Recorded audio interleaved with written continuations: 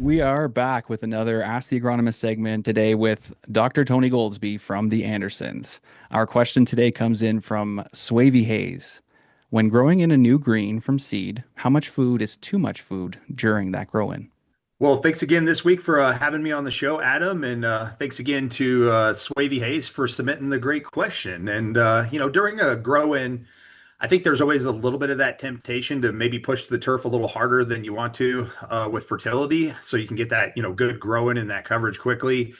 But just remember that too much food too fast can be a little bit of a bad thing. It can create that succulent growth that sometimes you see, which really sets you up, for things like disease and a little bit more thatch production than you would want, and potentially even a weaker root system. So, my rule of thumb is always to think about, feeding, especially during seeding and that time around consistent and moderate nutrition for the plant. So think of it a little bit like your summer feedings, right? You're kind of spoon feeding the plant, if you will, versus kind of giving that, heavy application all at once. And again, that's going to be the best way to go, especially when you're trying to establish seed. And then the other part of balance that I think everybody always needs to consider is making sure that you're not just always doing the macronutrients, right? The N, P, and the K is super important. But you also need to make sure that you're also applying key micronutrients when the plant's establishing. And that's where, like we have a product called ATEP micronutrient package, which is really specific for, putting out during seeding. And that's going to make sure, again, along with your NPKs, that you're covered and your plant just isn't growing fast, but it's also growing strong and it has that foundation that it needs for long-term health. So, again, balance and consistent moderate nutrition is really going to be the key to having a successful grow in. Yeah, that balance is huge and just a little bit of patience because sometimes we want it all to happen right away and it just takes some time. So just wait it out and stick with the process, like Tony said. This wraps up another Ask the Agronomist segment featuring PhD agronomist Tony Goldsby from the Andersons. Let's maintain that turf today. Get up and brush off the dew on that turf today. Turf today. Turf today. Cut it and roll that dew on that turf today. Turf today. Turf today. Set up, they about to come through on that turf today. Turf today. Turf today. Get up. Turf today. Get up. Turf today. Let's get out the way. Here comes first play. Let's maintain that turf today. Ladies and gentlemen, welcome back.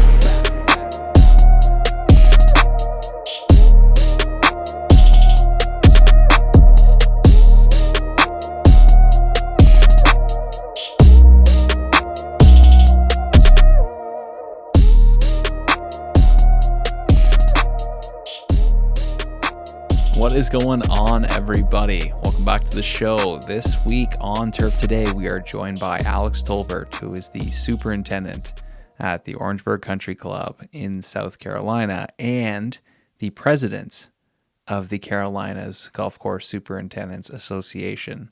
So pretty cool getting to talk to him. Alex has definitely built his reputation on leadership, his innovative agronomy, and commitment to the game. We'll dive into his path in the turf industry, his unique challenges of managing a course in South Carolina, and what it takes to keep Orangeburg in top condition year-round. This is a fun episode, everybody, and we get a little preview of the Carolina show in November. My name is Adam Kershane, joined by my co-host Brian Laurent. Let's get into this thing. As you guys know, Turf Today is recorded on the Superintendent Network and is brought to you by Toro. Water. It's the lifeblood of the game, the unseen force that transforms fairways into carpets, greens into glass, and roughs into playable ground. But water alone isn't enough. It takes precision, control, and innovation to deliver it exactly where it belongs. That's where Toro Irrigation stands apart. From cutting-edge sprinklers to intelligent control systems, Toro brings superintendents the power to master water like never before. Reliable, efficient, unmatched. Because every drop matters, every swing deserves perfection, and every course deserves the best. Toro. Always solving. always evolving. Hey, Alex. Hey, what's up, guys? Morning, Alex. How are you? Good. Appreciate you jumping on. Yeah, a little. It's already a little hectic this morning, but that's good. I got everything good, and That's good. We like it when our guests are a little frazzled. to get yeah. going Well, today. it's been 10 o'clock shotgun on a Monday morning after a weekend. And, Oh. you get a laundry list of stuff you come into. You're like, what is all this? So no big deal. It's all in a day's as work. long as they notified you about this 10 a.m. shotgun, in advance. Those are the ones that are always fun. You kind of scrambling around, looking like you don't know what you're doing, but not knowing what's going on is one thing. So Don't worry, they'll call you at 9:30 and say, "Hey, we have that hole in one set up on that one hole, right?" Wait, what? you know what? I usually get the, "Can we go early?" And I'm like, if you wanted to go early, you should have told me 9:30. And I'm like, if tell me 9:30, then we'll be ready at 9:30. Yeah. So, but Oh, it's fun. Well, we'll go ahead. We'll get started here, Alex. We like to start these episodes off by giving you an opportunity. Just introduce yourself. okay. Name's Alex Tolbert. I'm a golf course superintendent at Orangeburg Country Club in Orangeburg, South Carolina. It's about halfway in between Charleston and Columbia on I-26. That's kind of how everybody knows exactly where Orangeburg is, because they're going to Charleston. So, hey, yeah, I pass by you guys all the time. I'm like, well, we're 10, 15 minutes in town there. So, yeah, I've been here I started my 15th year at the end. I started on Halloween Day 14 years ago. So almost here 15 years, started my 15th year. Grew up in Hendersonville, North Carolina.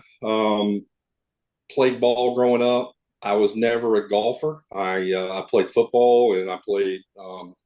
I was on the basketball team. I wasn't a great basketball player, but I had my role. And then I was a baseball player. Ended up playing in college, and then played a couple years in the minors after that, and just kind of found this profession after I got done playing, just looking for something. And I always feel lucky that I found it. So Nice. I'm married, got 2 kids. I got a 22-year-old just graduated college, and I've got a 14-year-old. She is in 8th grade. So my son is 22. Nice. Busy. And he's a football player too, right? Was he? Yeah, he did. He finished up. He played at North Greenville, Division II school up in Greenville County. He just finished up, graduated in August, and actually took a job at Wofford College as assistant director of football operations. So all the things that, as a football player, these things just kind of practice gets set up, and, the locker room set up and all the equipment and stuff. I told him, all that stuff just miraculously got done. I said, you're the guy that has to do that now. So he seems to like it. I mean, I guess he was home Friday and Saturday, his first 2 days off since the beginning of the season, because they were off this weekend. So he seemed to like it. So, or he seems to like it. I'm surprised. He complains about how much he's working, and I told him, I said, welcome to the real world, son. So Yeah. Sounds an awful lot like a superintendent, the golf course just doesn't magically show up, Right. It's got to be prepped, man. Yeah, you're the guy behind the scenes, and that's the way it is. And that's, and you never want to be the guy in front of the scenes, because if you're the guy in the front of the scenes, that means the job's not getting done. You always want to be the guy behind. That's very true. So, Alex, you played a little professional baseball for a few years there, and then found yourself into the turf industry. So take us through that transition, kind of what happened, or some of the people that pushed you into the industry. Well, I got done. It was one of those. It was one of those things. Kind of, I went to spring training in '98. Had a really good spring training, and thought, this is I'm on my way. This is what I'm going to do. And then, I'm gonna be honest with you. I stopped hitting. I couldn't do anything, and it was one of those situations where the manager brings you in the office and says, the organization's decided to make a change, and you're the change. So it was a reality check that I had no idea what I was going to do. I played a little bit of golf, but like I said, I was a baseball player. I didn't really. I took care of the baseball fields or whatever. Did my part as a team, but I never knew this was something that we could do, or this was a true profession. had a buddy call. He was at the time, he was the assistant superintendent at the Cliffs Valley, which is the Cliffs second course. And he said, "Hey man, come down and work for me." And I said, "I don't know anything about that." And he said, "Don't worry about it. He said, I'll teach you all you need to know and then all the free golf you want."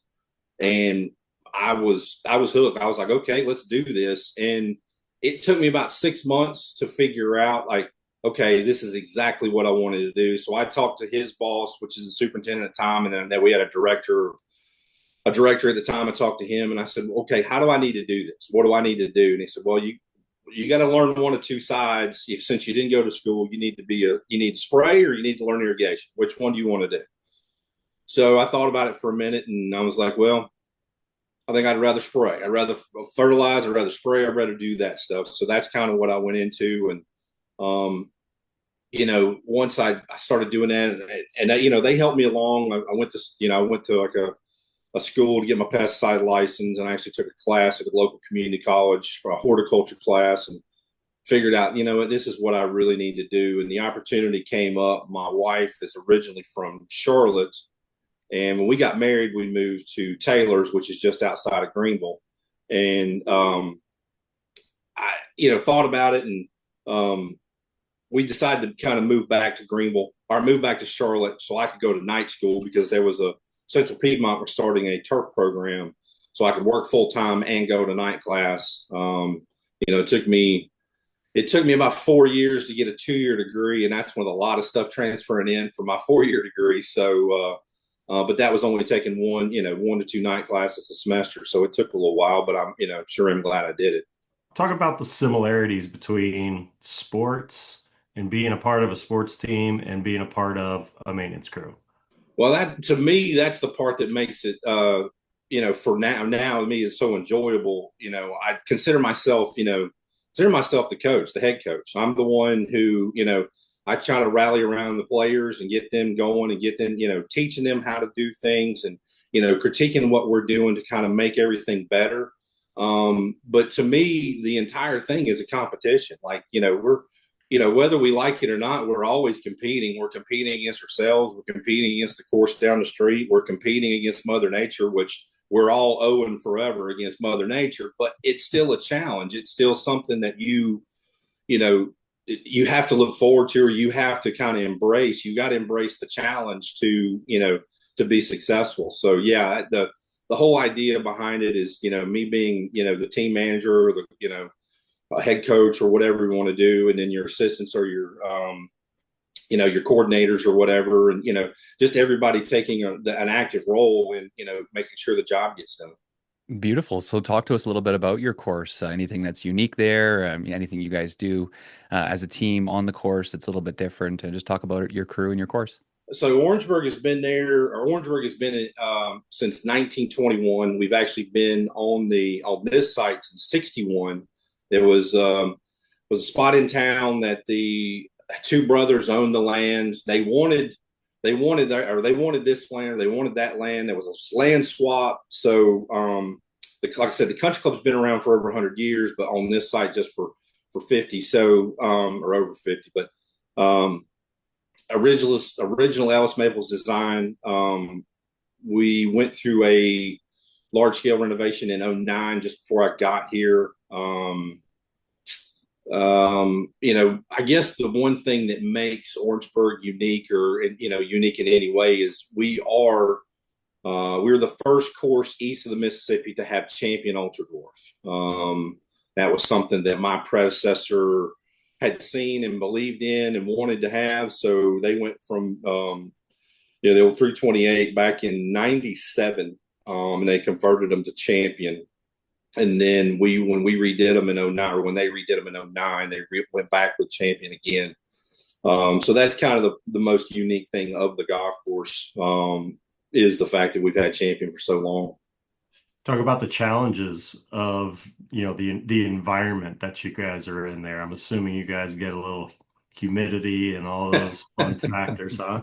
Yeah, well, people always ask me about, living and working in Orangeburg, South Carolina. And I tell them, I said, well, there's a reason why they grow, thousands of acres of Bermuda grass sod in Orangeburg County, is because it is a great environment to grow Bermuda. we definitely go through our stretches. This year was, it's a challenging one. It kind of started off kind of a little bit, I wouldn't say slow, but just, mild. And then all of a sudden the heat hit and it was dry. And then the next thing, you turn around and then it's, and then it doesn't rain. Then all of a sudden it starts raining and it doesn't stop raining. That was the month of August. And then now we're going through a stretch where we're in our normal fall pattern, which normal fall pattern around here is we don't get rain unless there's a hurricane involved. And that used to be the old thing is as soon as I drop seed, because we used to overseed, as soon as I put seed on the ground, it wouldn't rain unless a hurricane was here. So, but yeah, that's kind of what we're looking to see if there's anything coming today because of the hurricane that's on the coast or the tropical storm that's on the coast. We should get some rain from it, but it's kind of, normal for us now. So bad to say. Talk about some of those mental struggles of that constant battle with Mother Nature and the ups and downs and just how you kind of handle all of the unknown of this job. Well, like I said earlier, and I think that's, part of it, what makes it, for me, that's what makes it, and how much I enjoy it is the constant challenge. I mean, it is whether it's, weather challenge or whether it's golfer challenge, member challenge, owner challenge, crew challenge, whatever it is, the challenge of actually doing the job is what makes the job exciting, interesting, keeps me on my toes. One time in my former life when I was playing a little bit of ball during, college or whatever, I did have a summer job actually while I was playing, and that was in a factory, and I had to do the same job repetitive every single, for 8 hours a day. I figured out after a day that was not in my, not in my DNA. Couldn't do it. If I start doing the same thing over and over again, pretty repetitive, I get very bored. So there is nothing about this job that's repetitive. Some days you wish you could, mimic the same thing over and over again, but you just can't. But yeah, I to me, like I said, I think it's the challenge. That's what makes this job great. I mean, it's, and it's not for everybody, not everybody enjoys that. Not everybody enjoys the chaos or the calm before the storm or, whatever, getting in the weeds or whatever phrase you want to use. Not everybody enjoys that, but to me, that's what makes this job what it is and how great it is. So Alex, just wondering what sustainability looks like at your golf course. Well, for us, it's just doing, everything that we can do as far as, whether it's, water or chemical use or, whatever it is, it's just whatever that we can do to kind of make our product better. And I'm always looking for something, that's the one thing that we always do, or I'm afforded to do, is going into, state events, local events, regional events, national events, just to make sure I'm staying up on, new technology. We don't really have a lot, I would say, but we do a couple things. We use, as far as water is concerned, we have moisture meters and all that. And we have, I have 2 GPS sprayers, which helps us out. Just honestly, to me, it's just trying to do our part, making sure I'm staying up on what's going on out there in any way that I can make us better or the golf course better, and also it being, a good steward of what I'm doing. So you mentioned that you kind of latched on to spraying first, Yeah. Early on in your career. How have you seen the application part of this business change just in your, 20 plus years being on this job?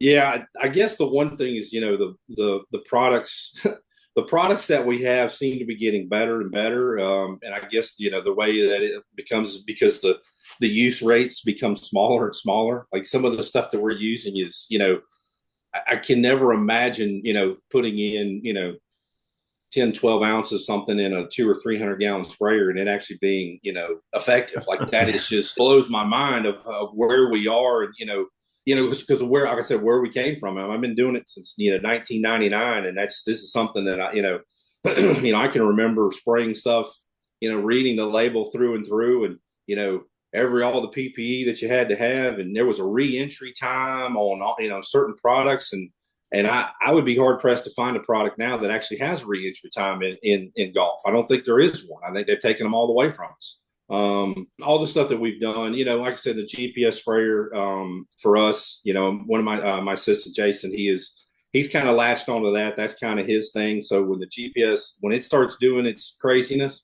I don't have anything to do with it. Like this, hey, you handle it because this is above my pay grade. So, Call your IT department, huh? yeah, I said he's a gamer, like he does all this stuff. So like, he's got it, like it's comes on a joystick, like it's crazy all the stuff that we got to do. I've got an old 200-gallon Toro sits in the corner that if I need to spray something, it gets pulled out. So, but yeah, that's all the technology and it just like I said, the efficacy of products. It's amazing, where we are now. So with all the innovation and things changing and obviously more light being put on what the superintendent does and what the golf course maintenance crew does, what do you wish golfers or members better understood about your job or the golf course? It's going to sound crazy, but I still have people come to me after a large event, a rain event or whatever it is, and they're like, I really don't realize, how much weather affects you guys. And it always blows my mind. It's like, are you serious? Like, it's something we can't control, and it dictates, I don't know what percentage it is, but it's, well over half of what we have going on is weather. And there's just, and and the things that we deal with on the golf course, we're dealing with a living, breathing, a growing thing that, it has ups and downs. Like there is no doubt about it.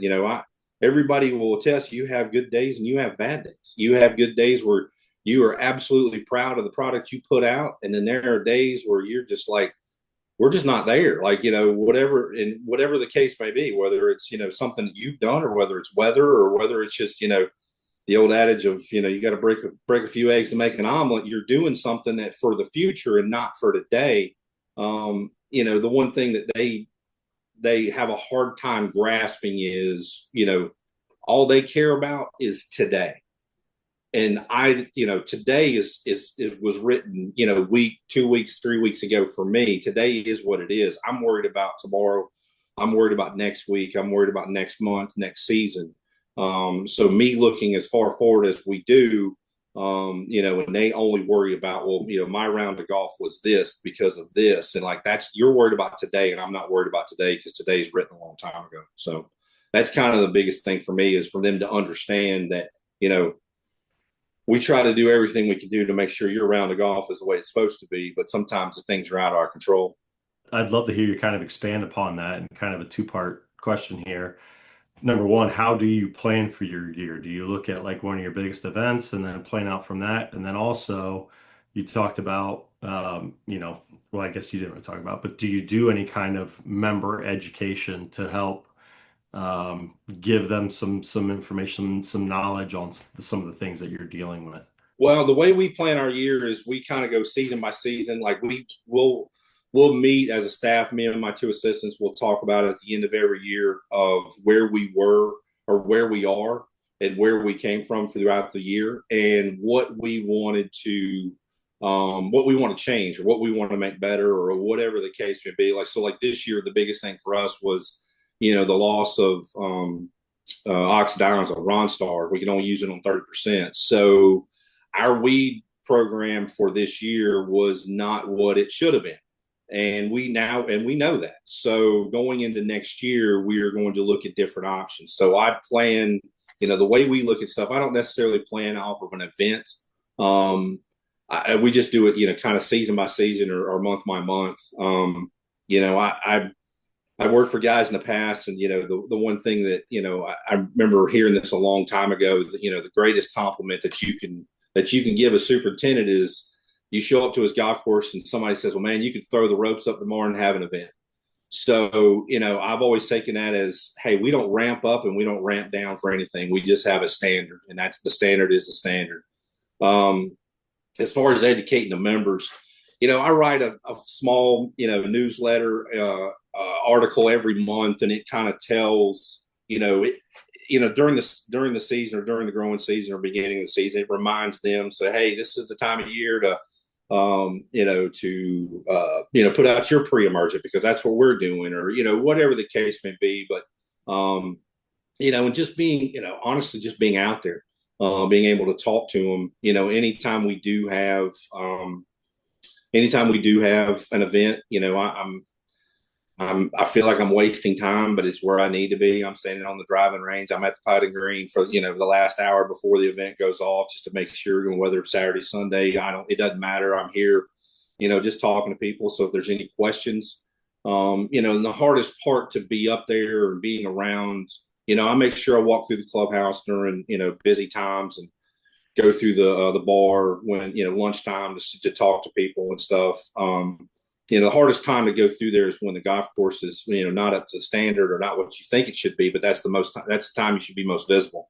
When it's perfect, that's the one you should kind of stand back and not do anything. But how often is that? Not very often. But when it's not where it needs to be, that's when you need to be the most visible, because they need to understand that you're willing to talk about your challenges and what's going on.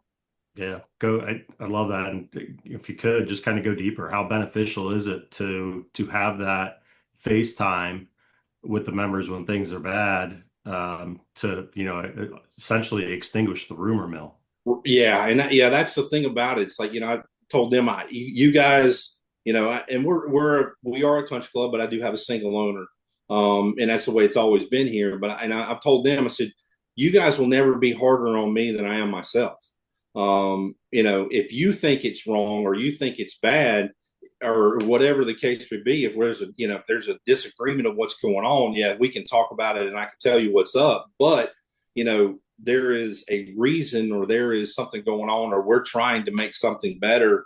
Working for the single owner in the past, he always accused me of, well, that just sounds like an excuse to me. And I'm like, well, it's not an excuse. It's just the reason. And let me explain why. So it got to the point where we would talk about it. And luckily for me, over the period of time working for him, it was, I'd start the explanation of what we're doing or what we're seeing or this or that. And I'd probably get 2 or 3 sentences in, and he looked at me and said, I don't care. You take care of it. I know you're going to.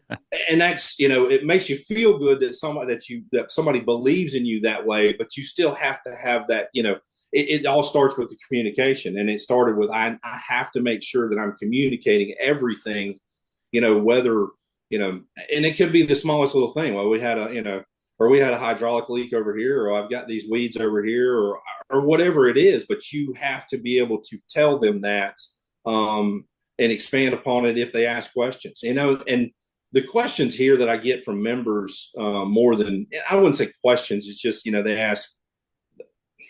The one thing that we're kind of known for, and that was our owner, he always wanted fast greens. He wanted extremely fast greens. And, that's something that if I go through a period where, it's just, they're not that fast, that's the question. What's going on with the greens? What's going on with the greens?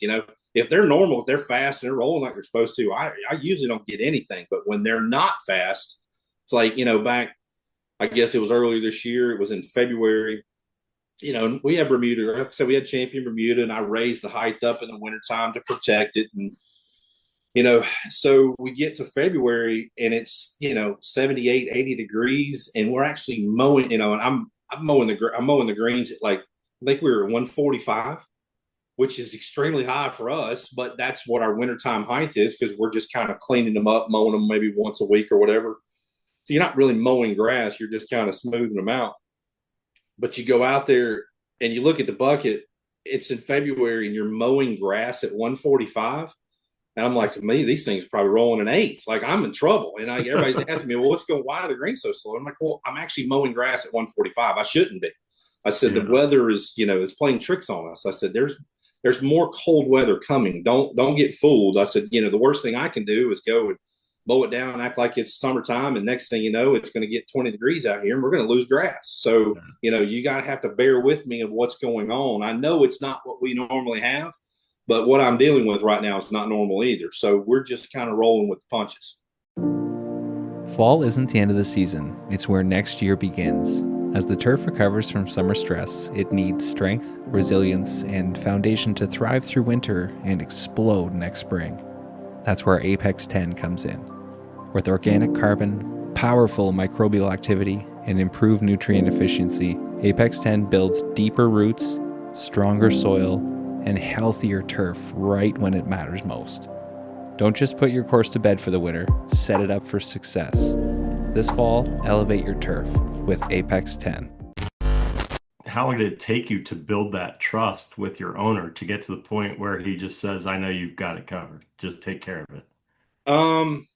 It was probably 4 years, 4 or 5 years. I went into a meeting. It was him and I think a couple of his sons, and then they owned a large corporation on the side. That's the side that made money for us. So, they they were having a normal meeting or whatever, and we talked about overseed. We kept talking about overseed, and I had asked them. I said, "Look, we've overseeded." And I said, this is long before I got here, but we had overseeded a lot of years in a row. I said, can we take 1 year off?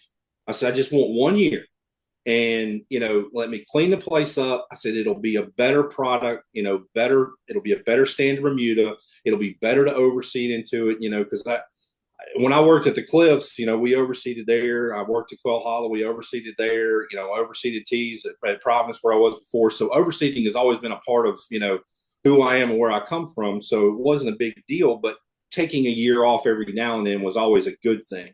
And, they bought into it and believed in what, I said, okay. So we had a great transition. Everything was a really good year. So we come back to it the next year. And so we're all right, we're going to sit down. We're going to talk about whether we're going to oversee it again. And everybody at the table had an opinion. And like I said, there was manufacturing people there. There was family members there. There was this and that. And everybody had an opinion, and I'm just sitting there just waiting on everybody to stop talking. And that's when he kind of looked at everybody and told them, in no uncertain terms, shut the hell up. Let's find out what Alex wants to do, because that's what we're going to do. So Nice. Once he said that, I was like, I think I'm okay. I'm good. Like communication is so important, especially around the golf course, all the different divisions. And then, we'll go back to your shop and talk about the communication there. How do you build that culture and keep everybody motivated throughout the season, especially when you do have stresses or events and things like that? Yeah, to me, with my guys, with my two assistants, Jason and Jake, like it's easy. Like we talk on a daily basis, and we kind of know, and they know my quirks or the way I am about certain things. It's the way I was kind of brought up in the business. Once I tell them that XYZ needs to be done or whatever it is, once it leaves my mouth and it's a thought, I don't think about it anymore, because at that point in my mind, it's done. I'm moving on to the next thing. Now it's their job to make sure that the job gets done. And then they're the ones that are, communicating with the crew. The guys on the crew, I've always had they feel like they can come in and talk to me at any time, the old open door policy or whatever. I have a good relationship with the guys. As far as I feel like they can come to me with whatever, very understanding of, with life and things that go on. So, I think guys can come talk to me about anything. And if there's ever any issue or whatever, that goes on with anybody, then I don't necessarily pull people in my office and like sit them down and like talk to them or yell at them or whatever the case may be. Because as soon as I pull somebody in, that kind of starts the little rumor mill going through the crew about Alex is mad at this guy or he's getting on this guy or whatever the case may be. So I will find the time to do it when they're by themselves on the golf course. And it's basically just two men talking on the golf course, because anybody can see it. Alex is just talking to him. Well, no, I'm doing what I need to do. I'm either critiquing or handling a problem or addressing something, but it's done on the golf course to where nobody is the wiser. So I don't show anybody up. I don't, treat anybody like, I was out to get them or any way, shape or form. It's just something that, I always kind of go back to when I was coached or when I actually do coach, it's, handling problems on a one-on-one basis. It's almost like putting your arm around a guy and like, just, talking to him. It doesn't go to that extreme, but it's almost similar to it's a coaching situation. And that's kind of how I treat it. How do you go about empowering your assistants to make decisions? And what is the decision-making process like within your team? Well, not only assistants, I actually empower my guys to make decisions too.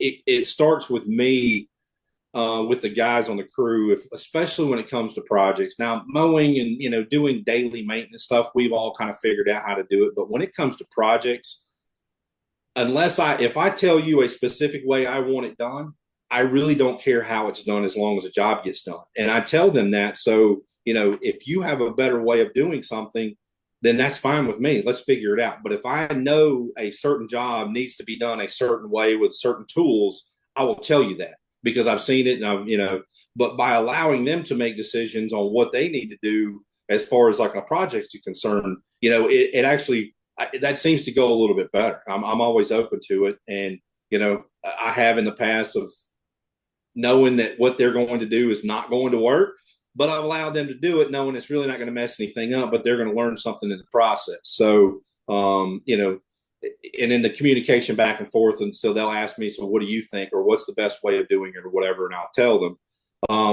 But as far as assistance concerned, I go back to, I want them to make decisions, and especially I want them to feel free to make decisions when I'm not here, because when I'm not here, the decision that they make is the decision. And I got that from a previous supervisor.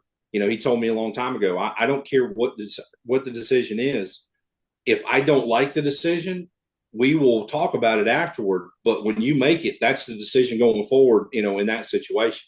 And then if it ever comes up again, we'll talk about it and we'll do it, maybe do it differently. But, as the person here, or as the person that's, in the feet to the fire, like, you're the one needs to make the decision, and I'm fine with it. I want them to do that. And I stand behind them when they do it. No matter what it is. So. That's a nice segue there for us, Alex. I think because you mentioned, when you're not there, those guys, should be able to handle it. And obviously, you're heavily involved there with the Carolinas chapter. Talk a little bit about why you got involved in the association, volunteering with the association, and kind of your role within the Carolinas chapter. See, 2016 is when I got involved. I was actually I was nominated in 15, and they had actually decided it was two guys nominated. One guy was in an area that we didn't have any representation whatsoever. So they came to me and said, "Hey, we really like you. We want we want you to stay involved, but we're actually going to go with this guy." I said, "That's fine. I completely understand. I'm just here to help." And that person ended up actually taking a job out of state, so he had to resign. So I basically took over the spot anyway. So all the superintendents I've worked for in the past have allowed me to go, and it started early. It allowed me to go to local events and meeting guys.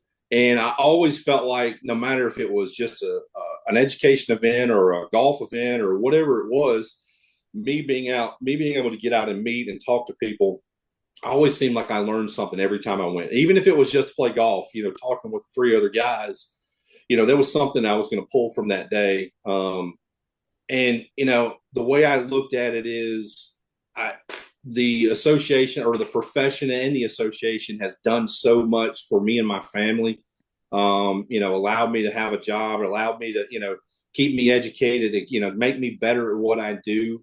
That I wanted to give back. And that's something that I've always, no matter what it is, it's just, I've always wanted to give back and make sure that I'm doing my part. So that's kind of how it got started for me. Back, I said 2016 is when I got appointed to the board, and then I've been all the way through. So I'm currently the president of the Carolinas Superintendent Association. I think I have 50 days left, 52 days or something. Who's like counting? Look at the calendar. I'm not counting. Tim's probably reminding you of that, isn't he? I've already got a text this morning. I'm sure Tim tell me what's going on. So, but it's just something that I believe in, and I get last year with the hurricane, it was truly amazing to see our industry, our profession, our association just come together like it did. And it just proved to me I'm at the right place at the right time, doing what I need to be doing, need to be involved, because, the impact that we had, and, how we were able to help people during a time that, there wasn't a lot of help out there. It's just, rewarding. So. people talk a lot about the GCSAA conference. It's obviously a massive one that people come from all over the world, but the Carolina show is also a very, very big one. And you guys are ramping up. I think it's 6 weeks from now. So talk to us a Yeah. little bit about the show and some of the plans and what people can expect. Yeah. Well, it's, the plans actually start back, obviously it starts back in February or in the February when we have a, conference show meeting. We kind of get all of our education. The association itself is based off of education. It's educating superintendents. So that is the biggest component of what we do for that show. Everything is centered around education. We have 32, pretty sure we have 32 classes this year. And it's everything from assistance classes to, I think there's a couple mechanics classes. There's definitely superintendent's classes, agronomy classes, budget class. It's just all a gamut of all kinds of different things we want to cover, and we want to be there for everybody. The fact that it's in Myrtle Beach, at the time of year that it's at, it's kind of end of everybody's season. We're down there for a couple, 3 days at least. Guys will turn it into a little bit of a golf trip or whatever. So they'll go down early, they'll stay late or whatever. For us, it's just putting on the best event we can possibly put down and just give the opportunity to people to come down. And we've been very, very fortunate to vendors have bought in. Our trade show floor this year is it will be the biggest we've ever had. With over 400 booth space sold. I can't remember exactly how many companies, but it's a lot. And like I said, and it's just, getting together and, camaraderie and meeting the guys, seeing the guys. And, there are guys that I see once a year. I see them in Myrtle Beach. And, when we leave, it's like, hey, see you next year, because we all know we're going to be back there doing the same thing over and over again.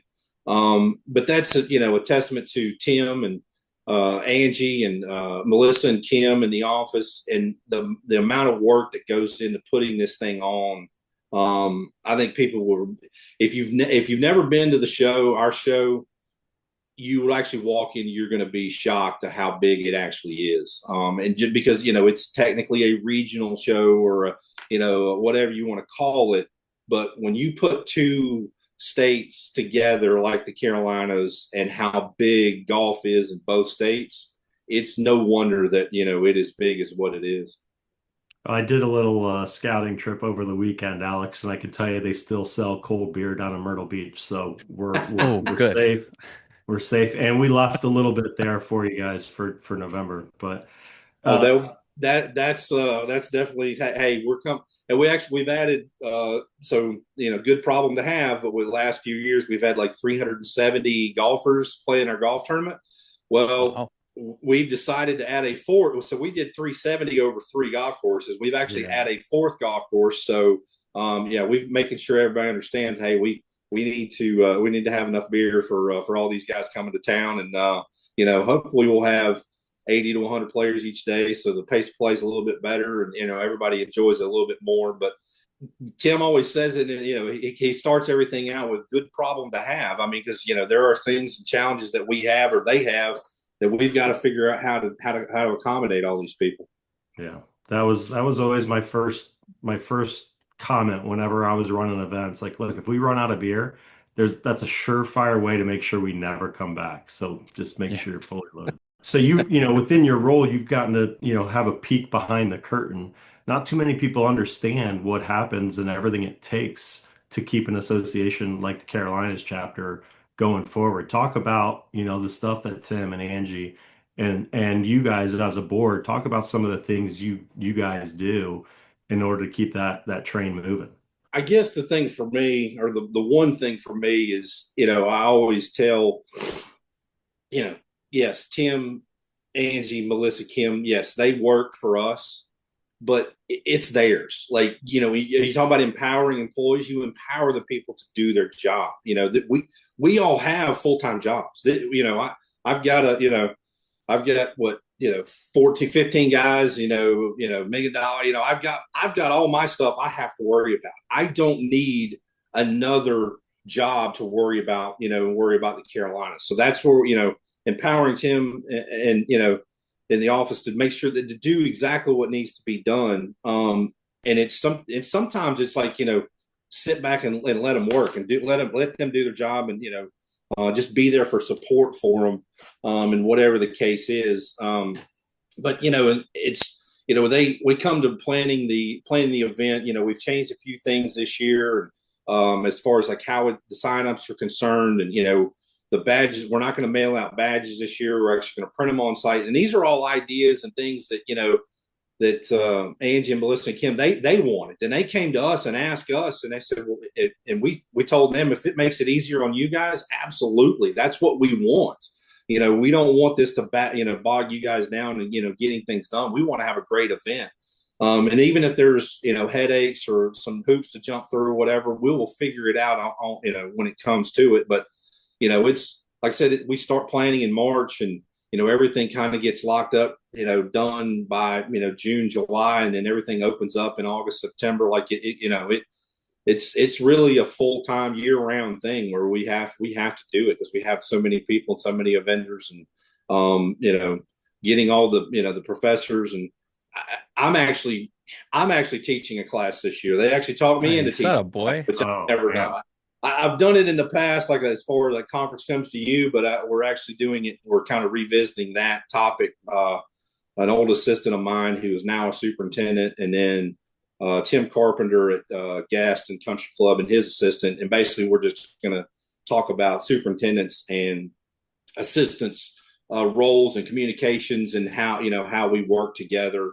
Like I said, Richard Brown, he's at Florence Country Club.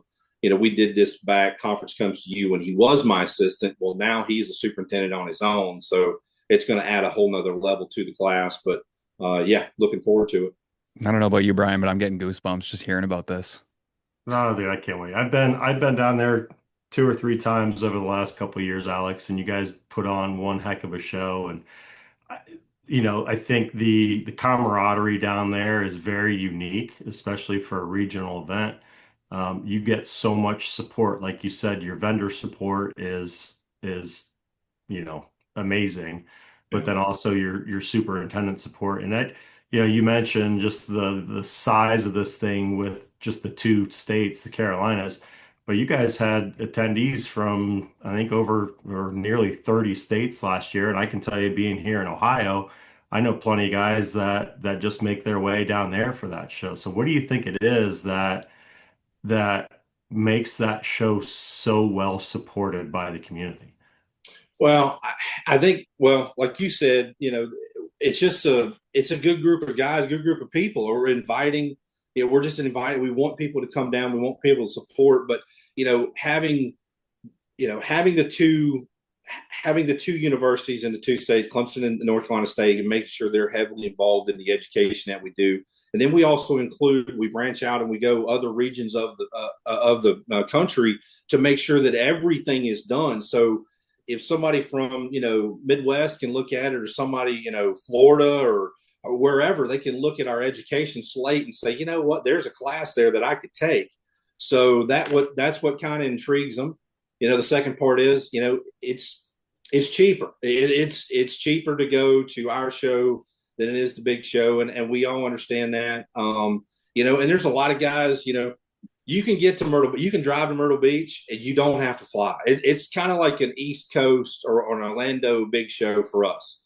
Most guys in the Carolinas, when we go to Orlando, we drive, even though it's, 5, 6, 8, 9, 10, whatever it is, we all just drive.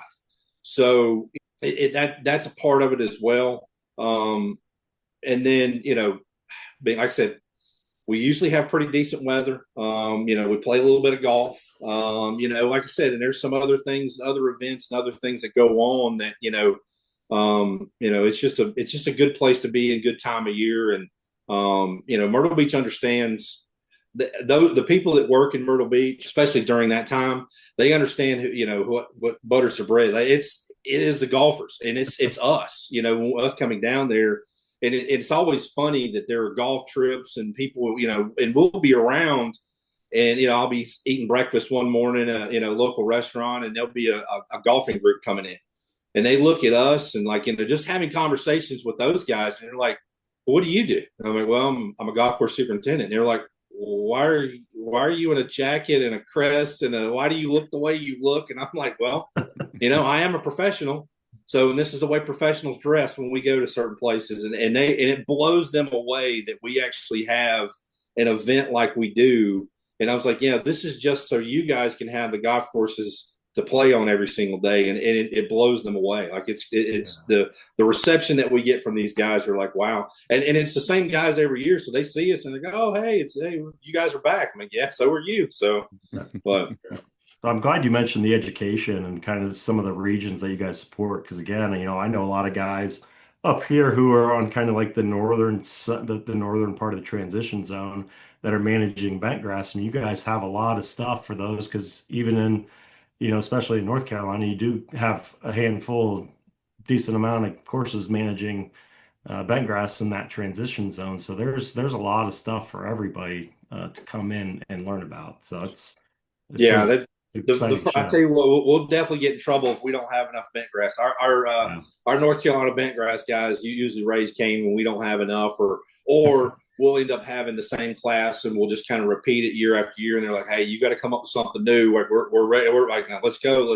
So, it's just kind of a thing that we try to make sure that we're staying on top of. And we always take, we ask questions. We ask our members, what do you want to see, or what problems are you having? And that's why, and honestly, that's how us using all the professors and researchers from North Carolina State and Clemson, asking them, what are you guys seeing in your research, or at the guys sending samples in, what's the problem, what's the issues, what do you guys need to be talking about?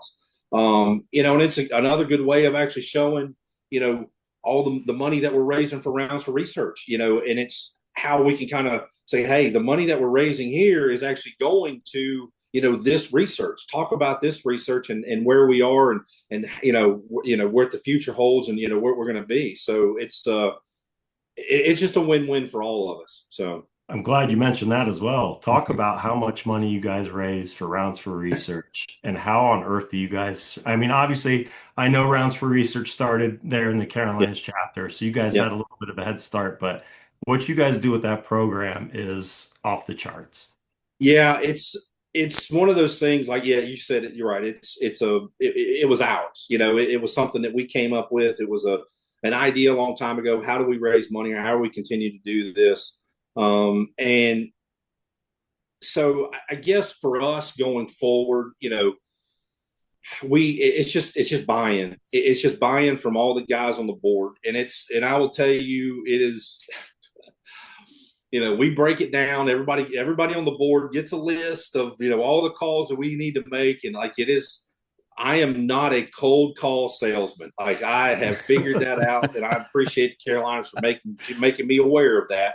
I mean, even calling somebody, like it's kind of awkward. Like, it's still, hey, you kind of, backdoor the whole conversation. I don't want to, but it's just one of those things. Like, we all have, like I said, we all have a list to call, and we all make sure that we call, whether it's a phone call, it's a text, it's an email, it's whatever. We just try to communicate as much as we can with our members and understand.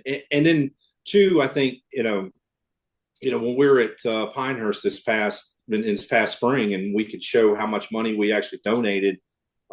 It's an eye-opening thing. It's like, wow, we just funded how much money? Like, and this comes from us. Like, this is all things that we've done over the past 3 years to raise this money, so we're able to fund these research projects. And these research projects would not be done. I would say some of them would get done, but not all of them. So we're out there, we're helping ourselves, solve a problem. Worked for a guy in the past that don't give me a problem without a solution. Well, this was a problem, and we came up with a solution. So, if every other chapter or every other thing, if they had the buy-in that the 13 guys that I serve with, if they had that same amount of buy-in, that'd be the exact same thing. It is a conscious effort by every single one of us to make sure we make our phone calls and make our connections. And this year we're actually kind of trying to move the timetable up. So we're going to be talking to guys, here in a couple of weeks. We'll be at the end of October. We'll be at Grandfather Mountain for our fall mountain meeting.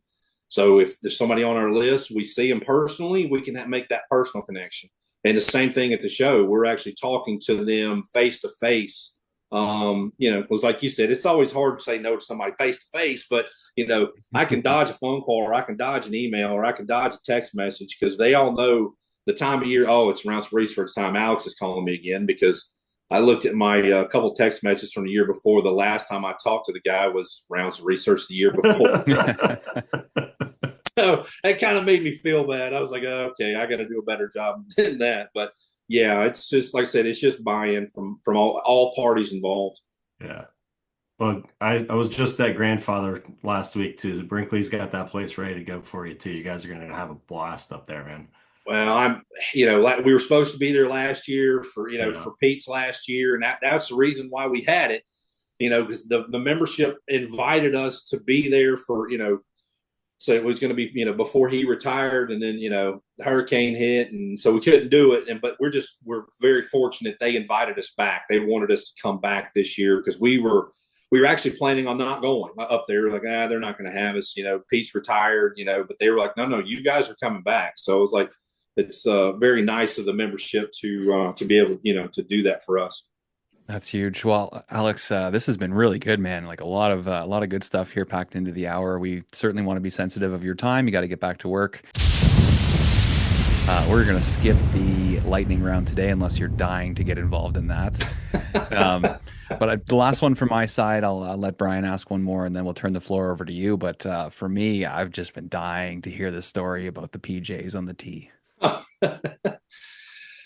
Well, okay, so I always ask for a crazy or a funny story or whatever that happened on the golf course. So this was, I think I was at Providence Country Club, and it was early on, like me being I was a second assistant. It was early on a Sunday morning. I'm out just I got there early. I'm trying to run through the golf course to make sure everything's where it's supposed to be, and I'm gonna meet the guys back at the shop to get everything going. So it's still dark outside. So it's on 17, and the way it goes, you kind of hit this bridge and go across the bridge, and the 17 tee box right in front of it. And there is a member. I recognize him, and he's standing, but he looks like he just woke up, and like it's weird, like he is literally in pajamas. And I hit the bridge, and he hears me, and I scare him. I scare the crap out of him. And then he starts pointing down the fairway. Well, I look down the fairway, and there is a guy that's 150, 200 yards away, dressed in all black. I could barely see him because it's dark, but I could see him, like you can make the silhouette out of him. And he's wearing a ski mask and has this long knife, and I can tell it's big. It looked almost, I guess, I don't know if it was a knife or a machete, but it looked like a knife. But and I asked the member, he said, that guy just tried to break into my house. And I said, well, did you call the police? And he said, no, I ran after him. And I said, well, that wasn't very smart. So I got on the phone, called 911. So the guy he made his way down the hole, through the neighborhood, and he was actually trying to break into another house. Oh my God. Well, come to find out that was like grandma or grandpa's house that he was trying to hide from people once he figured out he knew what was going on. Ooh. So it was a very, very awkward, strange situation. You got, members, and I saw the cops show up, and I went back to work. I got nothing to do with this. I'm out of here. So, yeah, it was one of the strangest things I've ever seen. And I'm like, I don't know if I ever want to have to deal with that again. So. Yikes. That's scary. Well, we know you got to get back out to do your final run before your shotgun. But before we let you get back to work, we'd like to leave the little bit of time just for you to talk about anything you want to talk about, anything you want to bring up and put out there for the audience. Well, if hopefully, I guess this is going to come out before our show. I guess the only thing I would say is, I'm inviting everybody to the show this year. Please come down, check out our education slate, check out, the golf courses.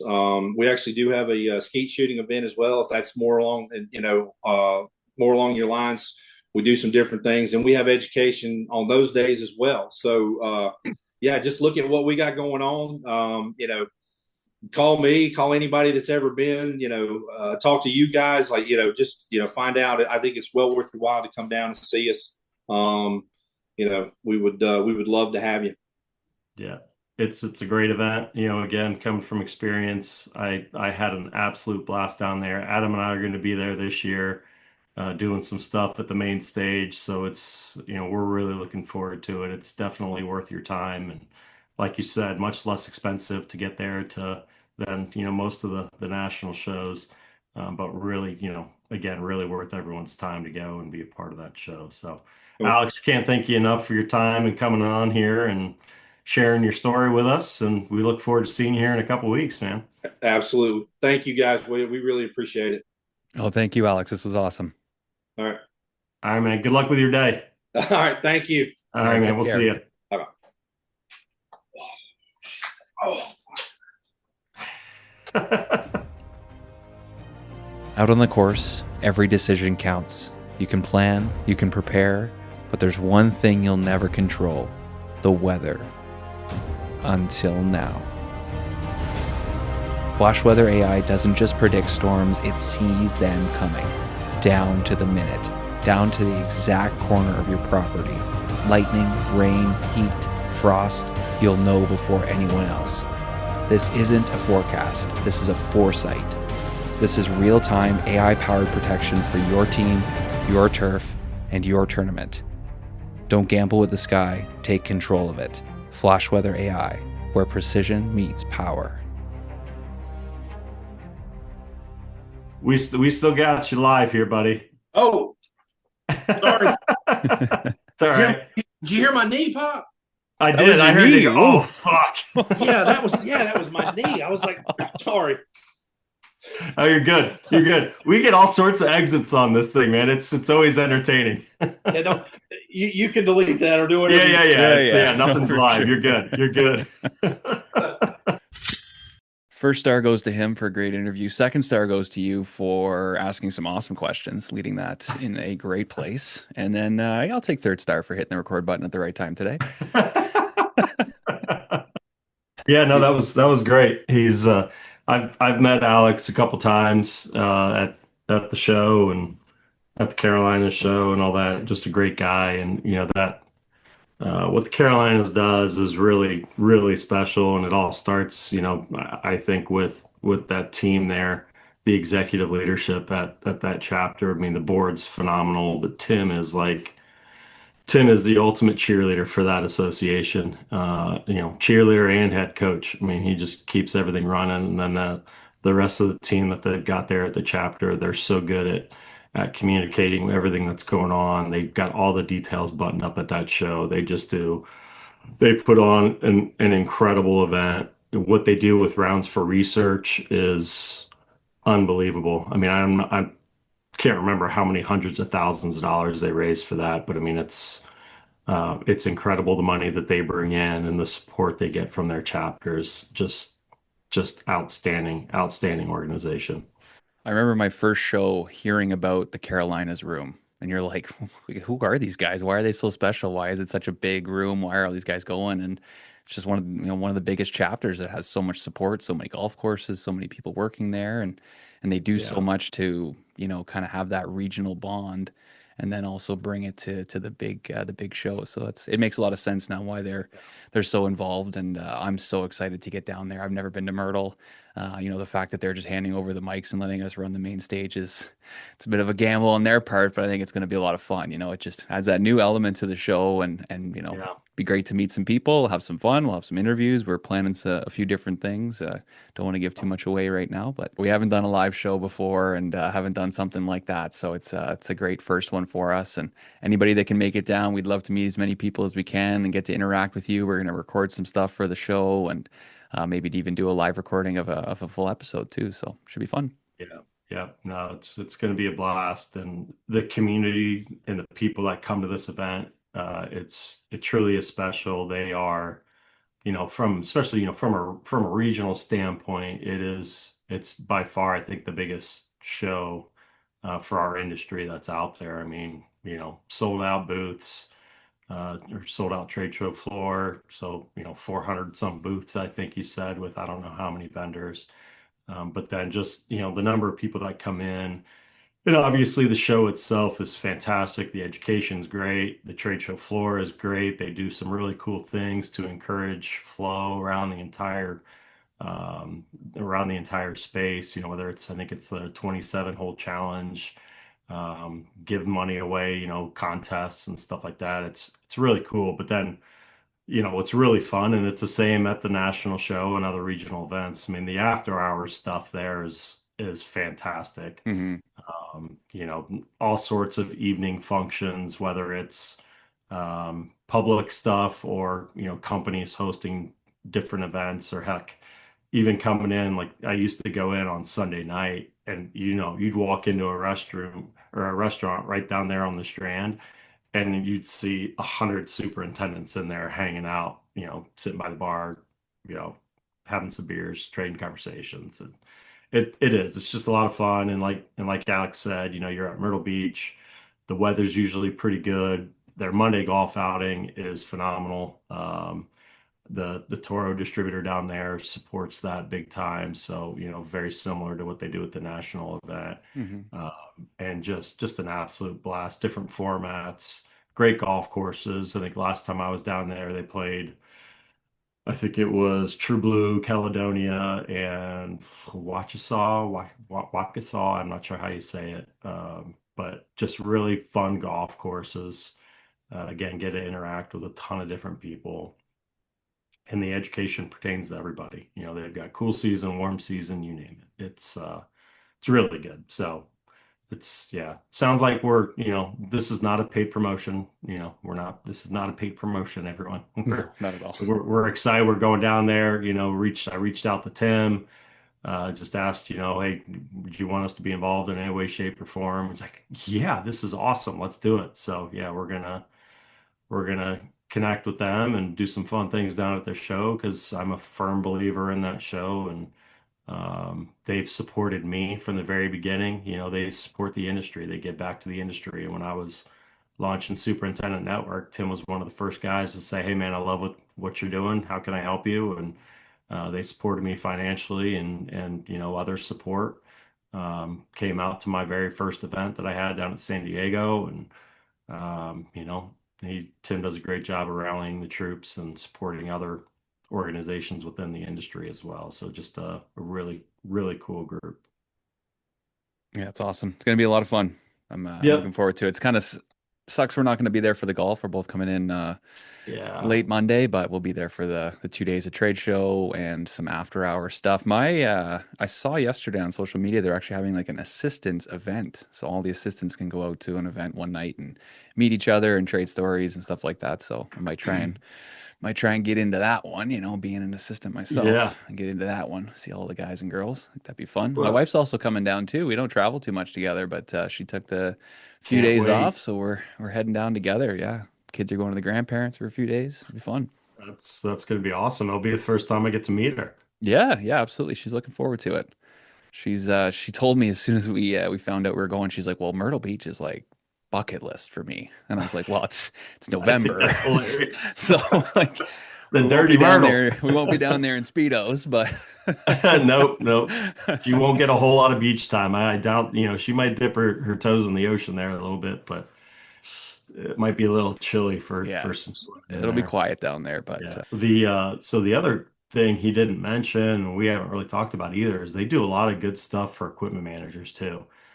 They've got a lot of great sessions for equipment managers. A lot of superintendents will end up bringing their EM to this as well. I'm pretty sure they've got like a whole track of for equipment managers, and I'm pretty sure one of our former guests, Mike Rollins, is going to be down there doing his Cut Line is King, which is always a sold out event. Does a great job talking about grinding and reel setup and bed knife setup and all that fun stuff. So yeah, great opportunity.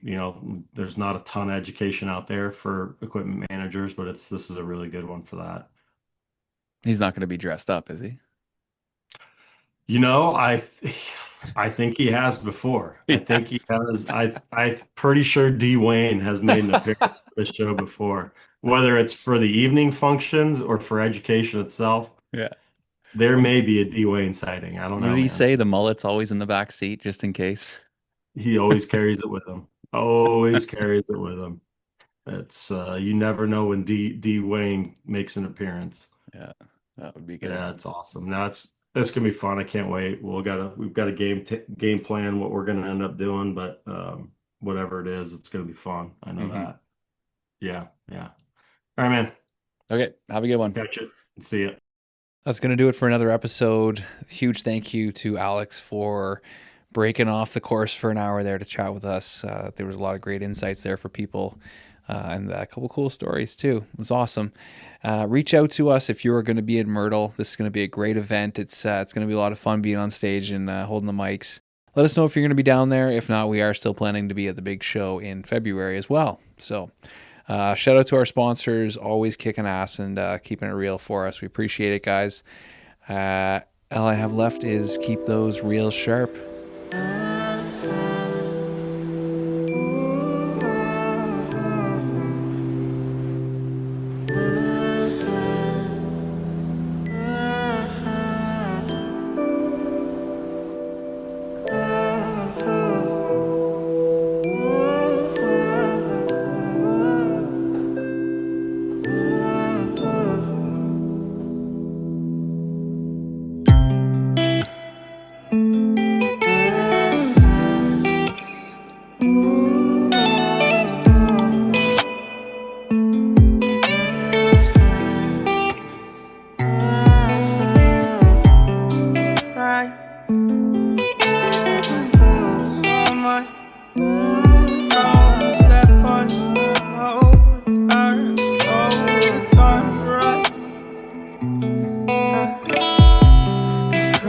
So much to the poltergeist. Trying to hold on to love, but it's frost and nice time.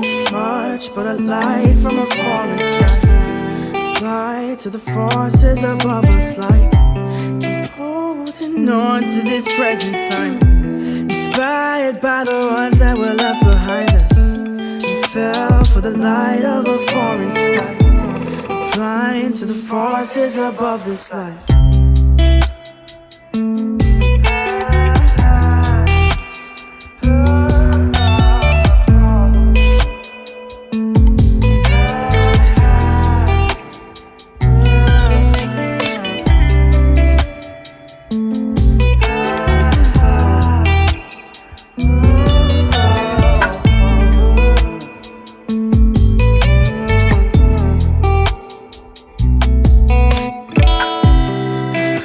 So much to the poltergeist. Trying to hold on to love, but it's frost and nice time. Much but a light from a falling sky. Apply to the forces above us like keep holding on to this present time. Inspired by the ones that were left behind us. We fell for the light of a foreign sky. Applying to the forces above this life.